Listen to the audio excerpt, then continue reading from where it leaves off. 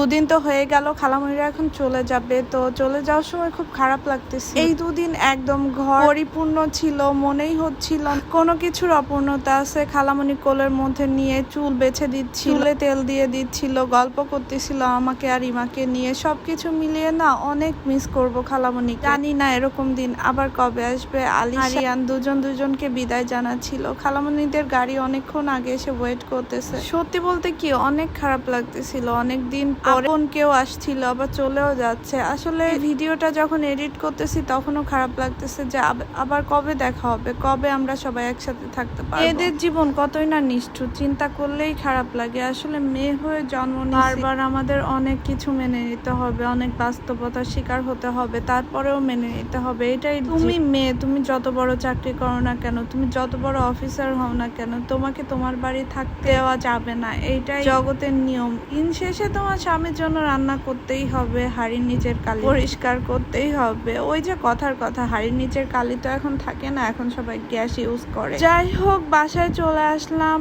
আর এই দেখো অর্ষা কি করতেছে, অর্ষা ড্রপ দিচ্ছে পুতুলের চোখে। তো আমি যখনই ক্যামেরা অন করছি তখন আর দিবে না। আমরা সন্ধ্যাবেলা একটু বাইরে বের হয়েছিলাম, ভালো লাগতেছিল না। খালামণিরা চলে গেছে, এখন সত্যি মনটা খারাপ লাগতেছিল। তা আমরা একটু জুস খেতে গিয়েছিলাম। আর এই দোকান বেশি দিন দেয়নি, আর জুস বেশ ভালো ছিল।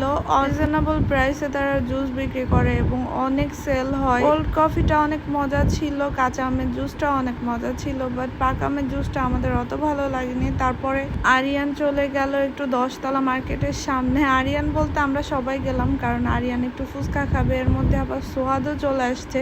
তো সোয়াদও বলতেছে সেও ফুচকা খাবে। দুজন মিলে ফুচকা খাইলো আর আমরা রং চা খাইলাম। রং চাটা অনেক মজা ছিল। এটা হচ্ছে তেঁতুলের রং, কাঁচা ঝাল দিয়ে বানায়। তো রং চাটা আমাদের অনেক পছন্দ। আর এই রং চা তোমরাও খাইও, যারা বনশ্রীতে আসো, একদমই মিস করবা না, কারণ রং চাটা অনেক মজা। আসলে অন্যবার যখন ঢাকায় আসি তখন প্রায় রং চা খেতে বের হই, প্রতিদিনই বের হই রং চা খেতে। আর এখন এমন একটা অবস্থা হয়ে গেছে, রং চা খেতে বের হব এটাও ভাল লাগে না। আমি আর বোন চেষ্টা করতেছি একটু স্বাভাবিক লাইফে ব্যাক করার জন্য, কিন্তু যতই চেষ্টা করি না কেন দিন শেষে রাত্রে ঘুম হয় না, সকালবেলা ঘুমাইতে পারি না, সারা রাত দুই বোন জেগে থাকি। আম্মুর কথা মনে পড়ে, আম্মুকে অনেক মিস করি। আসলে এগুলা না ভুলা না, আমাদের যে ক্ষতিটা হয়েছে এই ক্ষতি কখনোই পূরণ করা সম্ভব না। যত কিছুর বিনিময় হোক এটা আর পূরণ হবে না, ভালো করেই জানি। তারপরেও চেষ্টা করতেছি নর্মাল লাইফে ব্যাক করার জন্য। আর এই পেজটা আমার মায়ের অনেক শখের ছিল, এই কারণে আমি ভিডিও আপলোড করে যাব। পেজটা এখন আরো বেশি করে রানিং করার ট্রাই করব, কারণ আমার মা চাইতো যে আমি ব্লগিং করি।